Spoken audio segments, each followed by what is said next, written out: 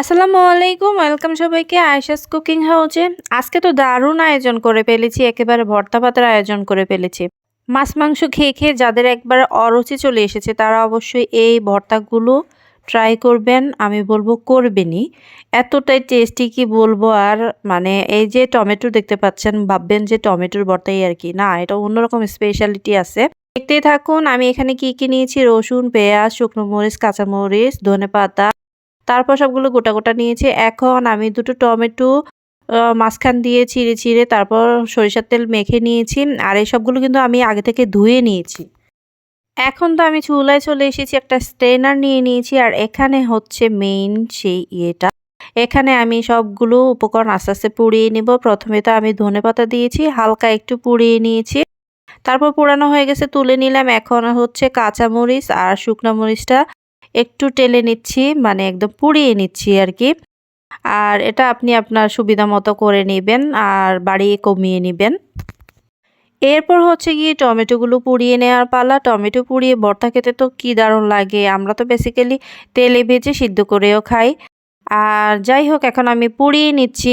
এখন এই যে টমেটোগুলো পোড়াতে কিন্তু একটু সময়ই লাগবে, আমার কিন্তু 3 মিনিট সময় লেগেছে। হালকা সময় নিয়ে একটু ভালো করে সিদ্ধ যাতে ভিতর দিয়ে হয়ে যায়, এমন অবস্থাপূর্ণ সময়ে আমি তারপর টমেটোগুলো তুলে নিয়েছি।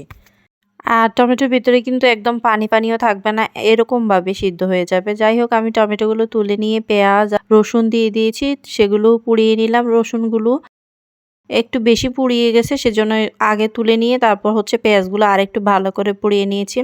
সবগুলো এখানে আমি এই তো নিয়ে নিলাম। ধনেপাতাগুলো কুচি করে নিচ্ছি, মরিচগুলো একটু কুচি করে নিচ্ছি। আপনি চাইলে হাত দিয়ে ডলে নিতে পারেন, আমি সুবিধার জন্য করলাম। আর হচ্ছে গিয়ে এই যে পেঁয়াজ রসুনগুলো, এগুলোর উপরে যে চামড়াগুলো আছে না, এগুলো এমনিতে হাত দিয়ে ছাড়িয়ে দিলে ভিতরে একদম ফ্রেশ হয়ে যাবে।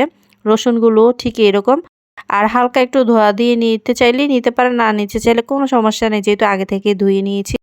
এখন হচ্ছে গিয়ে ভর্তা বানানোর পালা।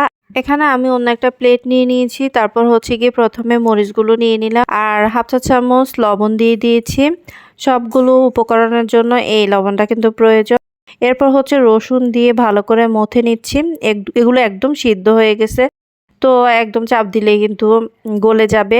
এরপর হচ্ছে ধনেপাতা মিক্স করে নিলাম। তারপর হচ্ছে পেঁয়াজগুলো একটু ডলে ডলে নিচ্ছি। পেঁয়াজগুলো কিন্তু পাতা পাতাই থাকবে, আপনি চাইলে কিন্তু একবারে কুচি কুচি করেও নিতে পারেন। এতে করে মানে আপনার সুবিধার্থে আপনি করতে পারেন। আমি এভাবে নিলাম, দেখতেও সুন্দর লাগে, খেতেও ভালো লাগে। তারপর হচ্ছে ওই যে ভর্তার মেইন উপকরণটা হচ্ছে সরিষার তেল। আর সরিষার তেল দেওয়াতে কিন্তু কৃপণতা করা যাবে না, একদম বেশি করে দিয়ে দিতে হবে। এরপর আমি মেখে জেকে নিলাম, অর্ধেকটা তুলে নিলাম, মানে এটাই কিন্তু একটা ভর্তা, রসুন ভর্তা। এরপর হচ্ছে আগে থেকে পুড়িয়ে রাখা টমেটোগুলোকে একদম মথে নিচ্ছি। দেখতে পাচ্ছেন ভিতরে কিন্তু বেশি রস নেই, আর এমনিতে কিন্তু টমেটোর ভিতরে অনেক রস থাকে আর পানি পানি হয়ে যায় ভর্তাটা। এভাবে আমি কিন্তু পুড়িয়ে নিয়েছি। এখন এগুলোর সঙ্গে আগের সেই মেখে রাখা ভর্তাটাও মেখে নিলাম। এখন টমেটো ভর্তাও রেডি হয়ে গেল, মরিচ ভর্তাও রেডি হয়ে গেল। যাই হোক, ভর্তা যখন রেডি হয়ে গেছে তাহলে আর দেরি করব কেন, ভাতটাও খেয়ে নিতে হবে। আমি কিন্তু এখন প্লেট সাজিয়ে নিব। আর এরকম প্লেট সাজিয়ে খেতে কার না ভালো লাগে, কার কার ভালো লাগে অবশ্যই একটু জানাবেন কমেন্ট করে। আমি কিন্তু সাদা ভাত নিয়ে নিয়েছি, এখন সাদা ভাতটা আমি প্লেটের মাঝখানে সার্ভ করে দিচ্ছি। সাথে কিন্তু আমার আরও দুটো রান্না ছিল, আমি লাউ দিয়ে তারপর ডাল দিয়ে রান্না করেছি, সঙ্গে ছিল লাল শাক ভাজি। এগুলো হলে তো আসলে মাছ মাংসের তো প্রয়োজন পড়ে না, এগুলো দিয়ে খেতেই অনেক মজা লাগে। যাই হোক, আমি কিন্তু সার্ভ করে নিয়েছি লাউ দিয়ে ডাল, তারপর হচ্ছে লাল শাক ভাজি, আর যে সাথে যে ভর্তাগুলো ছিল সেগুলো সার্ভ করে নিচ্ছি।